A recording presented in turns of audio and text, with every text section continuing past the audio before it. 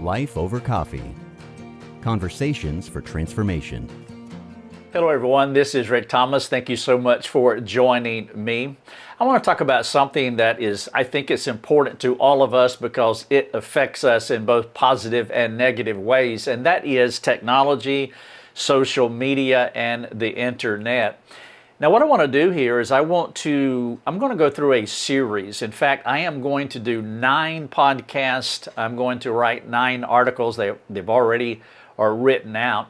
And I'm going to do 9 videos so that you can go through this entire series. I want to take extra time to work through this because we're all involved. We are enmeshed in technology and social media, and this is one of the more positive things that's ever happened to us, but it's also one of the more detrimental things that's affecting our sanctification and also our relationships. And so to me, it is just super important that we have a discussion about this. And so what we want to do at Life Over Coffee is we want to create some resources that will help you to have these redemptive conversations with those within your sphere of influence, especially those that you love so much, you care about, and for many of you that you are leading them, husbands, parents, wives, as you lead each other into good, redemptive, sanctifying habits. Well, we know that social media is sabotaging our lives, and it is important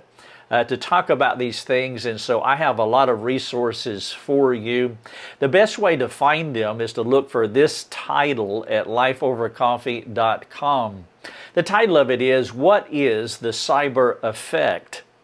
What you can do about it. And so that is the title. In fact, if you go to lifeovercoffee.com, you can go to the search feature, that little magnifying glass in the upper right-hand corner of our website on a desktop or a laptop. You can also find it on your mobile device.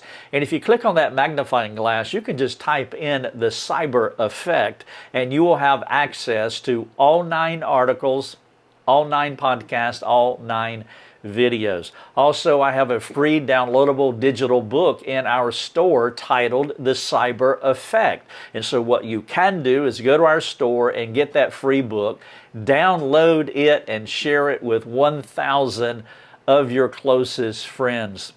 Now, I haven't said this in a while, and I was reminded not so long ago when someone said, well, I used to follow your podcast all the time until you stopped producing them. And I thought, well, I haven't stopped producing them. And so here's a quick reminder for those of you who love listening to podcasts. Go to Spotify or SoundCloud or iTunes or Podbean or wherever you listen to podcasts and look for, or just type in Life Over Coffee with Rick Thomas, and you will find our podcast there. And if you have any trouble finding it, please let us know. There is an envelope in the bottom right hand of our website, or it's a chat bubble. If it's a chat bubble, that means there's somebody there on the other side of it, and you can talk to a real person live in real time and space. But if it's an envelope, you can just send us an email. But either one will connect to us. We receive all of that communication, and let us know if you can't find our podcast, and we'll help you to find it because I want you to listen. I want you to listen to our content, and I want you to let your friends know to listen to Life Over Coffee as well. And so this is a 9-part series. Now what I want to do here is I'm going to give you an introduction. What is the cyber effect and what you can do about it? And then the next 8 articles, podcast videos, they are going to be 8 cyber effects. And I want to walk through all 8 of those cyber effects one by one. Now these articles, by the way, are super short. You can use these devotionally within your friend group, small group, or family, or even within your marriage. The introduction is a little bit longer, but these 8 cyber effects, they're very short. And of course, I have call to action questions, CTAs, at the end of each one of these short little articles. Altogether, through this 9-part series, I have more than 45 questions, and that will really help you to flesh out a path forward, what you can do, and how you can lead others well. So let me jump into it. What is the cyber effect? And what you can do about it. Technology, social media, and the internet can be instruments in the hands of individuals who want to do good and they know how to accomplish these positive purposes practically. Of course, the implication in a fallen world is quite clear. We're fallen people, amongst fallen people, living in a fallen world, and so we know this. Technology in the hands of someone who does not have redemptive values, it can disrupt, but not only disrupt our lives, but it can bring harm to our souls and also for those who are around us. I mean, we all have our stories of technology's misuse, whether we have misused it or people have used it to do harm to us. And of course, that includes all the tensions and temptations that come with social media.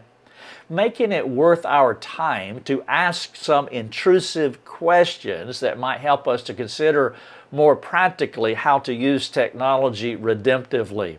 And one thing about our ministry, as we hear over and over again, is that you're quite direct. You are an intrusive ministry. As one of our graduates said, Jeff, my friend in California, he said, your ministry or your resources is like someone poking you in the chest. And he wasn't saying this in a negative way. He actually appreciated it because our ministry goes behind the first wall of Christian protocol or the first wall of Christian etiquette, where we tend to speak in Christianese and we can live in this superficial reality. But in truth, there are real things happening in our lives. And if someone doesn't say the quiet part aloud, then we can go on living superficially, even to the detriment of our souls and also generationally, those that we should be leading. And so therefore, we don't want to be harsh or unkind, but we do want to be somewhat intrusive in our lives, and it's something that we expect here at Life Over Coffee, especially within our own families of the folks who are a part of this ministry. And so what is the cyber effect of technology on your soul? Maybe I could ask it this way. Do you have a practical plan to guard against the potential problems associated with technology, the internet, and social media? Now, let me say up front that many of the thoughts that I have here and the things that I'm going to share with you actually came from a book that I read many years ago by a lady named Mary Aiken. I do not know Mary Aiken. She is a cyber psychologist, you might say, and she wrote a book called The Cyber Effect. The subtitle is An Expert in Cyber Psychology Explains How Technology is Shaping Our Children, Our Behavior, and Our Values, and what we can do about it. Now, as far as a book goes, I give this book 5 stars. I would give it 10 if it was permissible. I highly recommend that you get this book by Mary Aiken called The Cyber Effect, because it really profoundly impacted my life. I don't know if it so much opened my eyes to things as it just communicated in such a way that I knew I had to respond to it. I don't know if Mary Aiken is a Christian or not, and for the context of communicating this information, it does not matter. The book is really outstanding. I called it a disturbing page turner. I couldn't stop turning the pages, but I was disturbed on every page that I read. It was just that good. Now, as I work through this 9-part series, The Cyber Effect, What You Can Do About It, I'm not going to give you a list of tips about how you can curb your tech habits. You know, like cut the Wi-Fi off at night in your home, or place password protection on your child's devices. Some of that information is just intuitively obvious, but also that information is accessible to all of us because we live on the internet. All you have to do is to Google 10 helpful tips to fill in the blank, whatever that is. And you will find many options that will work for you. So if you're looking for tech tips, then just Google those tech tips and customize those tips to your life and your family and also your friends. I mean, each person and each family is different, and I can't speak to every individual or family dynamic as far as what you should do as far as your tech habits is concerned. But what I do recommend is that you read, watch, or listen what I have provided here, and that you seriously work through the questions, 45 plus questions. Take your time. We're not in a hurry. We don't have to live at the speed of the internet. We can actually soak in this material, and we can reflectively work through the questions simultaneously to asking the Spirit of God to illuminate our minds about how we can make specific, customized, practical applications to your life, family, and friends. What you need to do, it's going to be slightly different from what I need to do or what your friends need to do. And so this is my appeal, because I see this all the time, virtually every day, because I live in this world, not just a tech, internet, social media world, but I live in a counseling world where I am helping people with problems. And when you help people with problems in this day, this age, well, the internet and social media and technology is always going to be part of their problems. And so I want you to take this material seriously, and I want you to be pneumatic. And what I mean by being pneumatic is I want you to walk in the Spirit. Ask God to meet you at the level of your determination to change. And I trust that your determination to change, if change is needed, I trust it will be high, and I trust it will be strong. My goal through this 9-part series is to challenge you about why you must address technology and social media use. Here's the thing. If I cannot convince you why the cyber effect is potentially damaging to your soul and your most crucial relationships, then you will probably not carry through with whatever tech tips happen to be. I mean, I could give you a list of tech tips. What should I do now? And I can give you 10 best practices. But I want to step in front of that. Before we get to what to do, what I would like to do is to give you a vision of why it is so important. I mean, it would be like giving a person a workout routine. Here are 10 workouts that you need to do at the gym, because it's the new year and you're going through your annual conviction to make a change about your physical health. If the unhealthy person does not believe their health is on the line, their long-term motivation to change, it will run out of steam by the end of January. And by March, you would not be able to find them on a radar. That's why it's important, before we get to the tech tips, whatever they may be. By the way, I believe that if you work through this material and you answer these questions and you're serious about making the necessary changes, God will give you the instruction.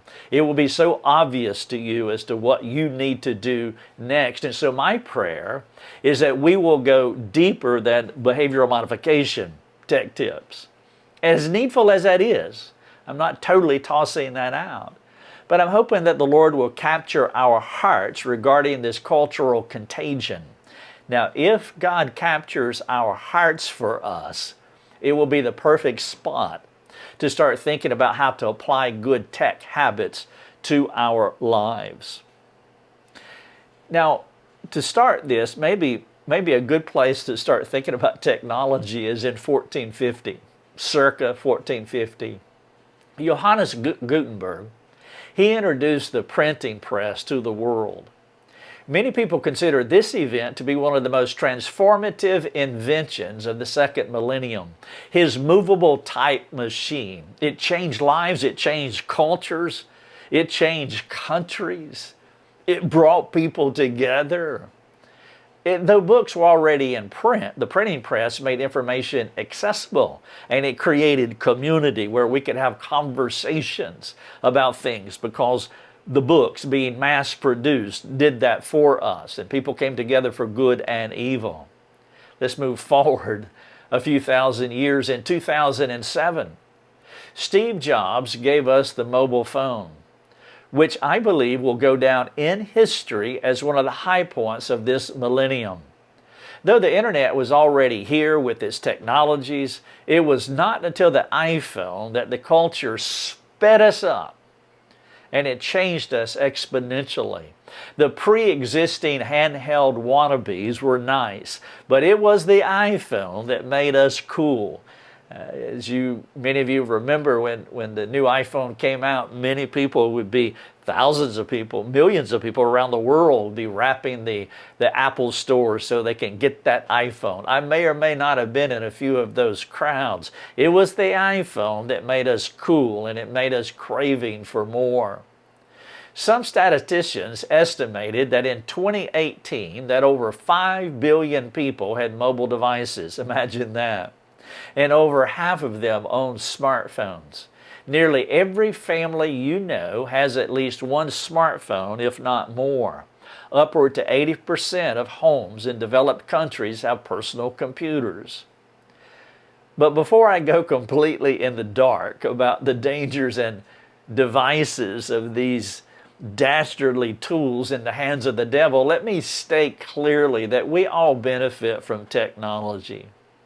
I am not here to suggest that technology is an utterly lousy idea, a big fail, and you should run as far from it as you can. The truth is, we can't run from it. We are enmeshed in it, and we will never get out of it as long as we live. And by the way, we have our testimonies about the good things the Lord has done through technology, and so I'm not tossing the baby out with the iPhone.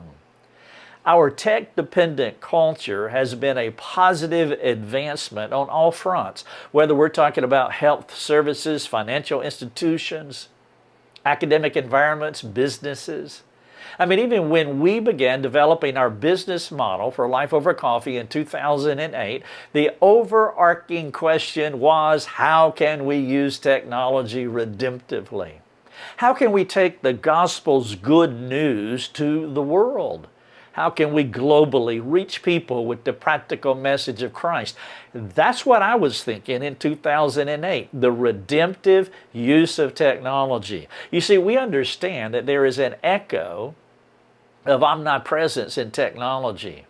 And what we hoped to do in 2008 was to capitalize on this means of grace for God's glory and the transformative benefit of millions of people. Well, here we are more than a decade later.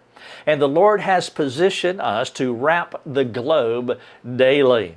I think about this often, that before I awake in the morning, I have already been all over the world. That is a phenomenal idea. I appreciate that. I'm humbled by it. I praise God for His redemptive mercies in our lives that allows us to take the good news of the gospel far and wide. Our website, it's a big box store in cyberspace. I call it our coffee shop. Sometimes I call it our sanctification center.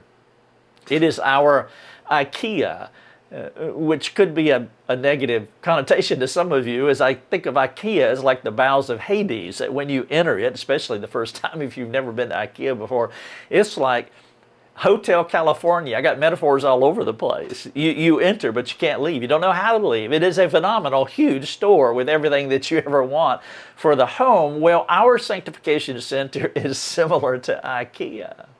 I mean, for example, we have a fully loaded learning management system.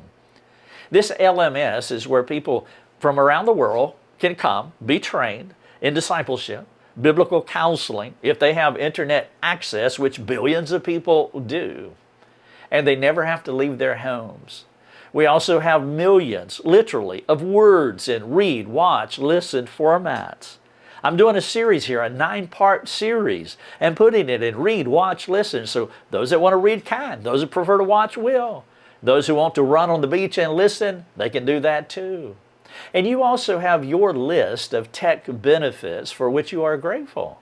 You can shop online and wait for Amazon to magically appear on your doorstep with whatever it is that you've ordered.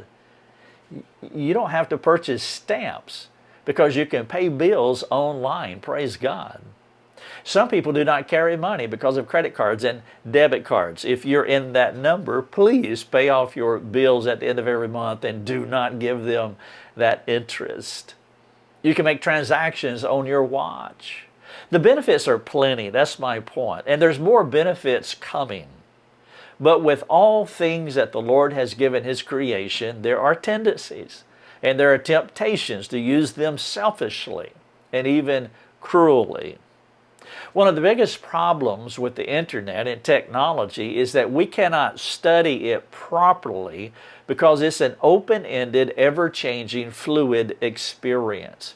If you want to study something, the best studies happen after the event is over and you had time to digest it. You had time to measure the results. You can look at patterns. You can give a thorough review of what happened so that you can prepare and protect yourself from repeating history, especially our evil history. For example, 9/11 is an open and shut tragedy in our culture. Because it's shut now, it's been over for many years, we can study it. Thousands of research papers, books, forums, and boards have figured out how we got to 9/11, how we responded to it, and its lingering effect. Pearl Harbor is another illustration of a studyable event. By the way, so is your childhood. As you reflect on that closed period of your life to understand yourself more clearly and why you interact with people the way that you do, you can do that because it's not an ongoing event any longer. We just came out of a pandemic in 2020. When we were in it, we were all over the place, like a collective group of people walking around on marbles. And there was really no way to settle in on what was really happening. But now that it's a closed event, it's not fluid any longer, it's static. We're able to look back at it with more clarity. Once the event is over, you can begin collecting all the relevant data to see what you can learn about the unique historical phenomenon. Well, guess what? The internet and technology are still active, alive, fluid phenomena. We can't fully understand moving targets. Before the iPhone, we barely had time to fall in love with the iPod and its walloping impact on the music industry. And then, boom, came the iPad, which begged for social media platforms like Facebook and YouTube, which used to be the thing with teenagers, but they jumped to Instagram, Snapchat, TikTok, and beyond. Like frogs on lily pads, we're jumping from one technological pond to the other at the speed of the internet. Technology changes, new habits form, and we're still trying to understand the effects of the last cool thing that we just had to have.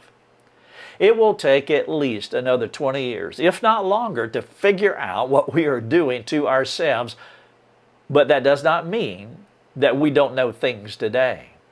Though technology changes, the habits and their effects are somewhat measurable. We can step into this fluid moment and we can see the effects of technology on us, though that we will not know in totality until many years from now. But that doesn't mean that we need to wait to gather all the data and write all the papers and figure out what we have done to ourselves. That's why I am producing this content today, because there are some things that we can do. And if we do not do those things, it will be to our detriment. And so the challenge for us will be, if we don't allow what we already know to persuade us to think about how we can use technology, well, then we will not experience some immediate effects. And of course, that's going to have long-term repercussions that we will regret. I have interacted with thousands of people of every age in counseling. That's what I've been doing. I mean, more than a quarter of a century. Have no idea how many people I have met with, but I meet with people every day in one context or another. And virtually every conversation that I have is a conversation about sanctification. And technology is always part of that conversation to some degree. Some of them know this, others do not. Some of them care, others do not. The big idea for us is to understand that at this juncture is how the adverse effects of technology are symptoms, not the cause of our problems. And it's important that we get that. Where we are in our interaction with technology, a device, social media platform, the internet, Those are symptomatic that point to something that is deeper in our lives. And so as we wrestle with what we should do about it, we need to understand that the iPhone or the whatever the other people use, that is something that reveals our hearts. James was quite forthright when he taught us that sin is not out there somewhere, but sin is in our hearts, making the effect of technology the symptom. Listen to Brother James when he said this, "But each person is tempted when he is lured and enticed by his own desire." It's an internal problem. And so we don't want to curse at the iPhone or fuss at the device. Not primarily. We want to listen to James. He says, when that internal desire, when it has conceived, it gives birth to sin. And sin, when it is fully grown, it brings forth death.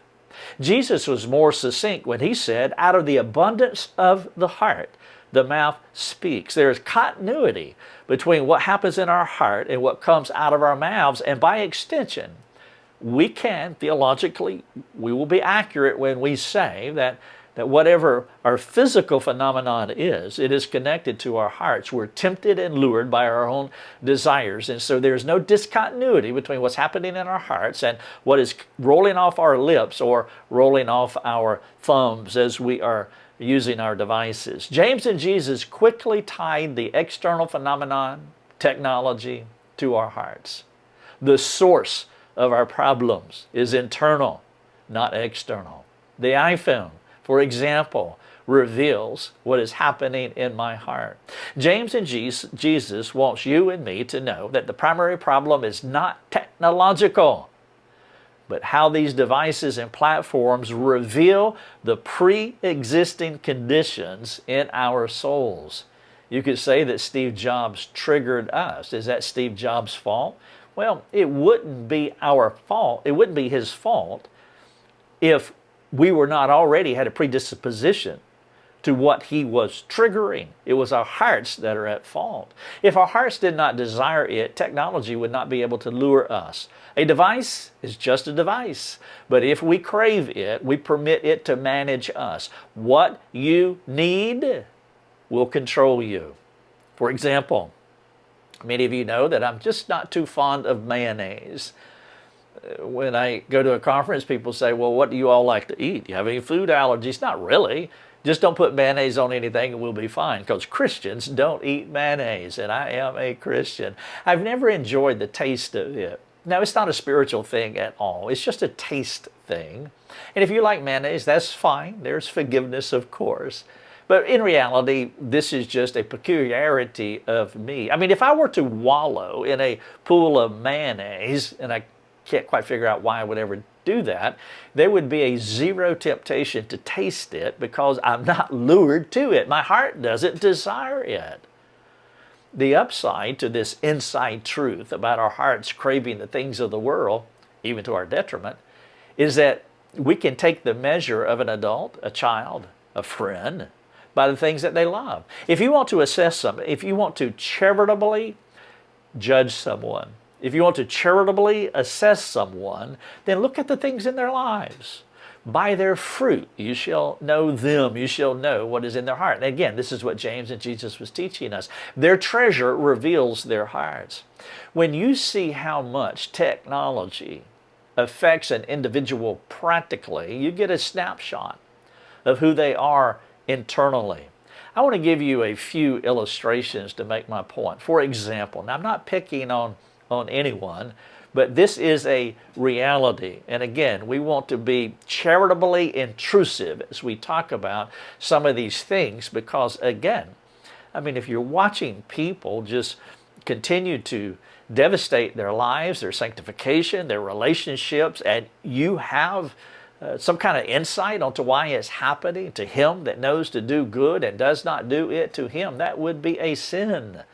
And so here's some of the things that I've seen in a myriad of counseling cases, and as those counselees also, for example, interact on social media. Illustration number one, the lady who has ongoing selfie shots as you scroll through her Facebook profile is revealing her heart. Think about it this way. In no real life context would she break out her photo album and show you 20 iterations of herself, unless she was a narcissist. Sometimes when I'm working on social media and I'll see someone and I want to look up and see who they are, and I'll just get an idea, and it's just like, I mean, sometimes it's amazing, and most of the time it's women. I mean, the majority of the time it's women. Then you just scroll. It's this hairdo, it's this color, and many of them, like the faces, they never change. It's just like, it's this, and then here's another one, and it's ad infinitum. There is something wrong with that. That is something that a man or a woman needs to address. By the way, one of the things that we're doing here is we're normalizing this behavior. We are saying that this is okay. And when parents normalize narcissistic behavior by the serial selfie shots on, like, say, Facebook, they're telling their children, this is how I want you to live. Follow me as I follow Christ, or follow me as I follow Steve Jobs, or whatever's going on in the person's mind. In many cases, I don't think people are connecting these dots and realizing what that is doing to them and how it's impacting those who are closest to them. And then they come to me, 10 years later, and their children are bouncing off the walls and they're doing all kinds of odd behavior, and they say, hey, will you help my child? Well, that child did not get to where they are by themselves. At 15 years of age, I was in jail. My fault, my decision, my choice, my rebellion, my anger. But my dad assisted me. He's not the cause, and I'm not blaming him, but he was a primary shaping influence. And if we normalize behavior, he normalized alcohol, pornography, anger. He normalized slothfulness. He normalized passivity. He normalized a lot of ungodly behavior. And it had an effect on me, even though I'm the one that ultimately chose bad things, and I suffered the consequences for them, and that's all on me. However, it would be intellectually dishonest for me to say that I did not have assistance. This is my assistant. He is my father. He assisted me to get to where I am today, even though I am the one that is responsible, but he was an adverse shaping influence. And when women or men are serial posting their faces all over social media, they are normalizing a behavior, and then they wonder why their children are looking at their phones and not looking at them. It is an odd way to think about what is happening in our families and our lives, and it's perplexing to me. It flummoxes me as to why this disconnect can exist in some parents, as though they act as though they don't understand why their children are doing this when they spend their days online as well. Another illustration is the child sequestered off in his room who does not socialize with his family. It is revealing his heart. He is making a value statement about himself and his family. He's saying that, well, his family does not matter, and that these people on these social media platforms, they do matter. They are more important than you are. Now, one of the things that I want to do when I see our children on social media, especially if they were on social media while I'm talking to them or they're interacting with us around the home. We used to have people live with us a number of years ago as we were teaching these two ladies how to live as a Titus 2 person. And one of the individuals would come home virtually every day, talking on the phone, walking through the living room, upstairs to her room. Well, we had a conversation about that, is that when you are coming into our home, that you don't come into our home talking and ignoring us. That is a rude thing to do. And that was way before we had social media like we have now. Of course, we have people sitting around all the time on their devices, ignoring everybody in the house, especially when a child is sequestered off, not socializing, making a value statement. And so I want to ask myself, how have I participated in them accruing that value statement about their family? How can I change? I don't want to just fuss at the child or appeal to the child that let's come and reason together and see if we can make whatever changes are necessary, as though all the fault is on the child. I also want to address the log in my eye too. A third illustration. A couple that goes on a date and stares at their phones. They are testifying to everyone in the restaurant what they think about each other. Many years ago, Lucia and I were doing a conference in Shelbyville, Indiana. We went to a restaurant in Shelbyville, and it was the oddest thing. It was so surreal. Now, I am talking about something like 2003, 2004, somewhere in the mid-aughts. This was even before the iPhone. Maybe it was a little bit later than that, because everybody in the restaurant had a phone. And the odd thing is that restaurant was totally silent. And every table had a couple at the table. They were not talking to each other. They were either looking at their phones or they were staring up at a television watching a game or whatever was on TV. They were testifying to everyone in the, they were testifying to us because nobody else in the restaurant was paying attention to what was going on, because all of them was focused on their device or the TVs in the corner. Rather than double dating with other humans, like I'm going to take you out, they were double dating with their phones.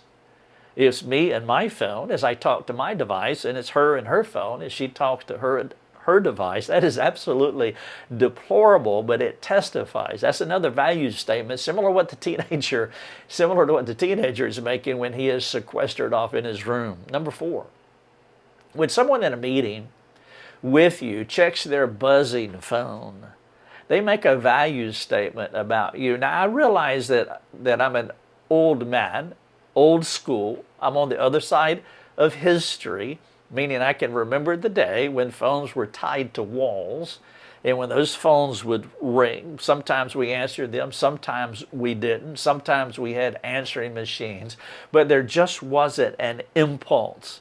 In fact, most of the times we couldn't hear the phones ring because the phones were in the home, we were in the restaurant. The phones were in the home, we were in the office. Phones were in the home, we were somewhere else. And so the phones were not so interruptive to our lives or disruptive to our lives. You know, we teach our kids not to interrupt us because it's not respectful. And so we're standing in the church meeting, and a father and another man is talking, and the child comes up and stands right there, and they won't say anything. That is good training. Don't be rude. Don't interrupt. Wait your turn, because this conversation is important. But then the man's phone rings, and he reaches into his pocket, or it's probably already in his hand, and he allows himself to be interrupted by the phone. One of the things that I've learned in counseling, that there's virtually nothing that is urgent. In all of these years that I've been doing counseling, 5 of those years I was pastoring, I can only think of 2 situations where something was brought to my attention where I had to respond immediately. The tyranny of the urgent. Very few things are urgent that can't wait 5 minutes to get through with the conversation, or 1 day before you respond to it. In fact, many people they're very sluggish on their email. You send them an email, they may respond in a day or 2. Some people don't even acknowledge the email. But when that phone buzzes, it's like the world stops, and whatever is going on in front of them or whoever they are talking to is just not that important. One more illustration. A dad comes home from a long day at work, and he clicks on the TV or jumps on the internet, a tablet, or a phone. Rather than engaging his family in real space, he zips off to cyberspace, leaving his family behind, eating his cyber dust. Now, in all of these illustrations, there is always a yes but exception. I get it. And some of those yes but exceptions, they're valid. I get it. But work with me for just a moment. If that is our first impulse, then we're defending ourselves too quickly, and we're missing the point. And if we are missing the point by defending ourselves too quickly, it could speak to where we are in all of this. And so, yes, but let's put those exceptions in there where they appropriately fit in those 5 illustrations that I gave you, and perhaps whatever other illustrations you might have. But before you do that, is there any truth that can be found? This is a Counseling Tip 101. When someone brings an observation or a correction to you, our impulse should be to think about the correction that is brought, not the imperfect messenger. Sometimes a person can bring truth to us that is 85% right, 60% right. Sometimes it can be brought with a bad attitude. I wish that I could bring all corrective care with the right attitude. I wish I could be 100% right every time that I bring my arguments of something where somebody needs to change. But the truth is, I will never be 100% right in the assessments that I make about someone. And in many situations, I will not make those assessments with the proper attitude. And I'm sure you're in this same boat that I am. We live in a fallen world among fallen people. Therefore, our corrective care is not going to be perfect all the time, and we're not going to have a comprehensive assessment of everything that needs to be understood in order to bring that corrective care. But let's say that the person is 65% right in what they are observing. It would be very appropriate and humble to focus on the 65% that is right rather than the 45% that they missed or botched up.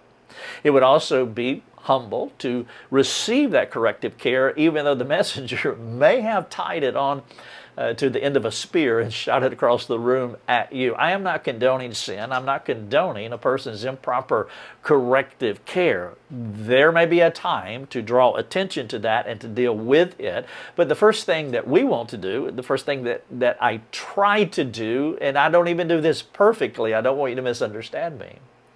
But the thing that I want to do is to receive that care. I want to address the log in my eye. And there have been many times where, for example, I've gone to my wife and talked about how she presented her corrective care. Or I talked about some aspects of what her assessment was, that it was just untrue from my perspective. And we had those discussions. But was there anything that I could learn from what she was presenting? And so as I lay this out for you in those 5 illustrations that I've given you, maybe you could come up with your own illustrations and ask the Lord to eliminate your mind, to give you the insight that you need to make any kind of tech adjustments that you need to make, and then anything that you need to implement in your family, and then begin to do that and see what God will do as He provides empowering grace, empowering favor because of your humility. He gives grace to the humble, but He is a warring army. He resists the proud. I've titled this, What is the Cyber Effect? What you can do about it. Now, I want to wrap up by asking you 5 questions or 5 question sets, and this will help you to work through this introduction. This is an introduction to my book, The Cyber Effect. It is a free digital download at lifeovercoffee.com. Go to our store. You can get it. I want you to have it. I want you to share it with 1,000 of your friends.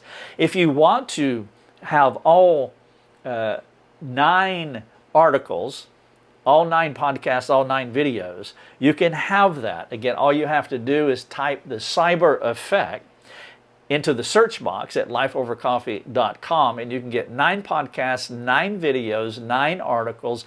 Go to the store, you can get the digital download, and you can get all the questions that I'm going to be asking you throughout this 9-part series.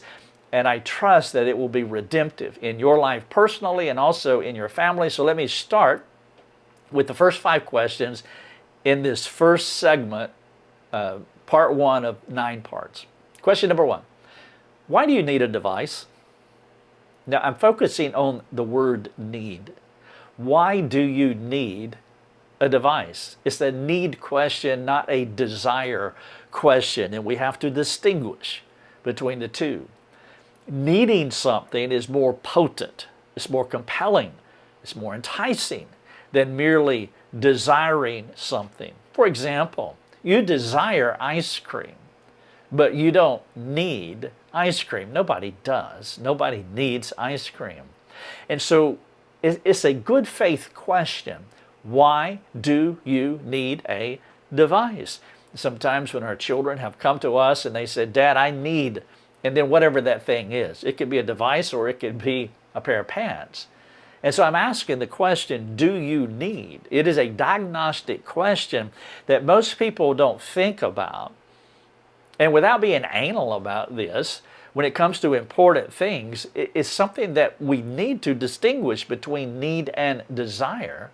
Because the truth is, most of the things that we say we need, we do not. And if we just run past this and say, I need it, and there's no nuance between need and desire, well, we can just get anything willy-nilly, not even giving any thought to what is happening in our hearts. Are we craving something? Is this an idol? You see, some people will say that they need a device because everybody else has one, like a teenager in high school or in elementary school. Is that true? Do you need one? This is an important question that we just don't want to just shoo away as though it's being just a little bit too anal when you ask this question. No, do you need one?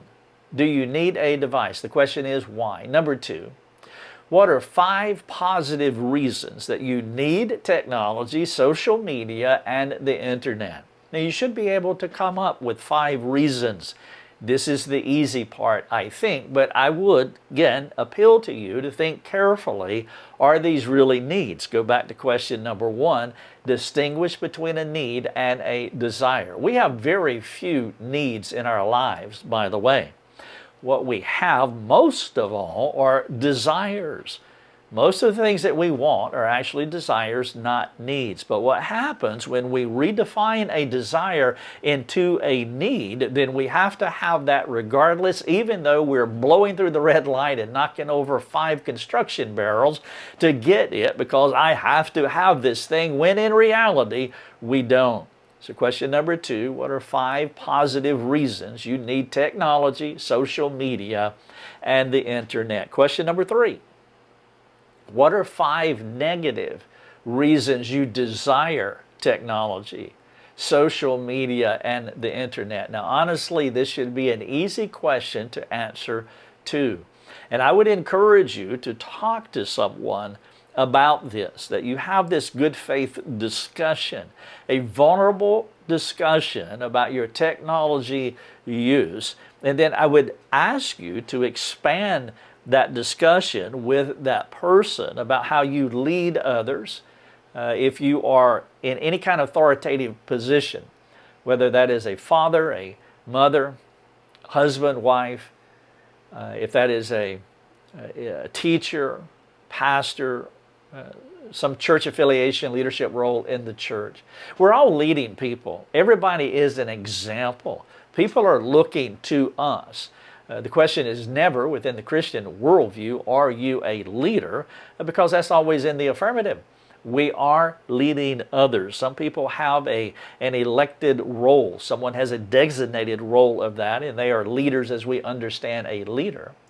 But we're all representatives of Christ. We are ambassadors of Christ, and so people look to us. If you don't think that's true, well, then you've never heard the statement, if that's Christianity, then I don't want anything to do with it. Of course you've heard that. We know that. We know that people are watching us. Therefore, we are leading other people.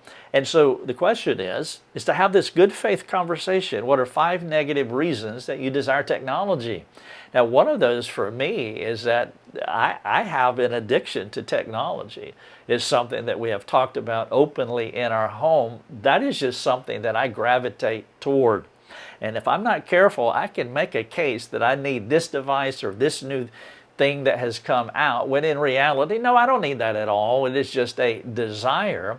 But those are good faith conversations that you want to have, and we want to be intellectually honest and not try to tweak things in such a way that we're not acknowledging the truth between a need and a desire. And so it's better to say that I desire this, but honestly, I don't need it. Here are the reasons that I desire it. And the way that I'm asking this question, I'm positioning it in such a way, what are 5 negative reasons you say you desire technology, social media, or the internet? Number 4, and I've already said this, but I want to make it into a question. Will you discuss the 5 negative reasons with someone that you trust? Someone who will speak candidly with you. And I know that many marriages aren't in a place where they can have these types of conversations because of bitterness and unforgiveness and anger that swirls within that relationship. And so maybe you can't have this conversation with your spouse, but would you have this conversation with someone of the same gender if you can't have it with your spouse? Guys, if you would just go to a man, like say, in your church who will be honest with you, and he's not weak or he's not afraid to speak the truth, but he won't speak the truth harshly, and you be honest with him. Just say, here's where I'm at with the internet or technology or social media. And for many men, part of that conversation will almost always have something to do with pornography. For some, it will have to do with sports or watching too much on our devices or Netflix or whatever our portals are in which we watch too much stuff. Some of you will have a discussion about watching too much news, and maybe you're coming to terms with that now, that you're negatively influencing your mind because you're consuming too much news, and news is built, or news is presented to be mostly negative because they are looking to build a business, a platform, an empire. They're looking to get clicks. They're looking to get revenue. They're looking to get your eyes on them. Are you giving your eyes up to the news to where now it is creating a negativity and a cynicism in your life about what you are perceiving in the world? It's really amazing when you go on some of these platforms like Rumble and YouTube, and you look at where everybody is saying the same thing. It's one of the reasons that I don't talk about the news. I talk about evergreen content. I talk about things that can actually affect our lives. I've been on those interviews. I've been in those panels where they're talking about current events, and honestly, I don't care to be there because other people are already talking about it, and there's no need for me to say anything because I can't do anything about it. The one thing that I can do is I can impact the person who is in front of me redemptively, but just talking about what has happened yesterday or what happened last week is not a redemptive conversation in my view. And perhaps what you need to do is you need to find one source of information so that you can stay apprised of what's going on. A news source that you trust, and you follow them and you stay apprised of what's happening, but stop endlessly just scrolling through the internet and listen to 15 takes on the same subject. That will affect you in an adverse way, and you won't see it coming.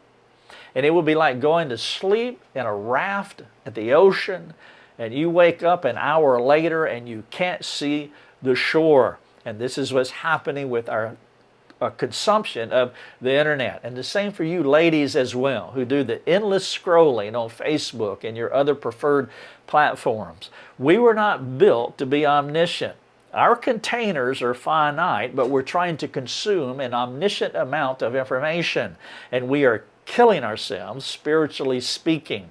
So question number 4, I'm asking you, will you discuss the 5 negative reasons that you use to make a case for why you have devices, social media, technology, and would you speak to someone who will not coddle you, and will you be honest with them about all of your social media platform, internet, technology experience? And then finally, number 5, what one thing will you change about how you use the internet, technology, social media, aiding you to become more like Christ? That's the goal.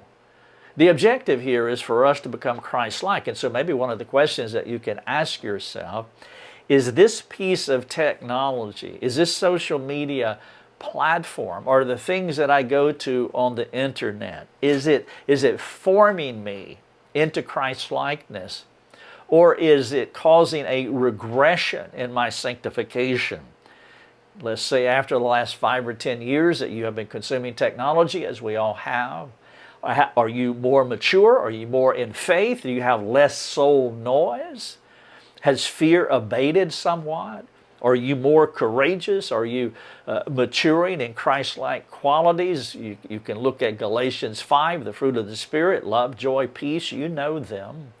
Are those things being, am I filling out in those things? and make that a technology, social media conversation. What is the redemptive use of technology, and how is it maturing me, or is it not? Now, if it's not, the question is, here at number 5, what one thing will I change? Some people leave these conversations, they say, what should I do next? I'm not that naive. I know that God has already pinpointed. He has already put His finger on what shall I do next for you. If you have been listening with an open heart, listening in good faith, listening with humility, you already know what to do. What I would encourage you to do is to write it down. I mean, like literally, physically, write it down on a piece of paper. And then email a friend. Use technology and email your friend. You can share this with them. You can share the 9-part series with them. You can share the book with them at lifeovercoffee.com and say, I'm going through this series. What is the cyber effect and what you can do about it? Well, I know what the cyber effect is and how it has been affecting me, and I know what I need to do. Now, maybe there are many other things that you will realize that you need to do as you go through this 9-part series. That's great.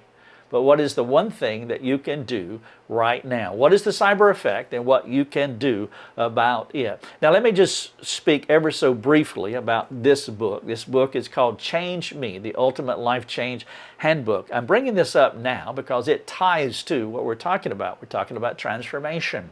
And perhaps one of the best things that you could do is go to Amazon.com, use your internet and technology, and then order this book and have Amazon deliver it to your door, and then cut off all your devices and sit down and read this book and take as long as you need. There are questions at the end of every chapter. That's how we produce our content. We put CTAs at the end of every chapter or the end of every article that we produce so that we want people to respond. We don't want people to just sit and soak or to passively take in content, but we want people to engage in. And so this could be a good companion book that you go with this digital download. The cyber effect that you can get in our store is get Change Me, the Ultimate Life Change Handbook, and it will walk you through the change process. There are many people that have benefited from this book. We received those testimonies. Men's groups go through it.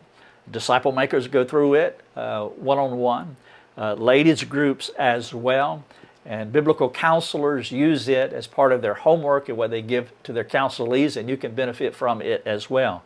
But right now, what I would like for you to do is to now, the next 8 parts of this series here, the cyber effect, I'm going to walk through 8 effects that technology has on us, and I want to make sure you get that. So go to lifeovercoffee.com and just do this first of all. Just type the cyber effect in the search feature, and you will get not just this introduction here, but you'll also get all 8 of those effects. I'm Rick Thomas with lifeovercoffee.com. Thank you so much, and God bless. Thanks for joining us. Learn more and get access to other resources at lifeovercoffee.com.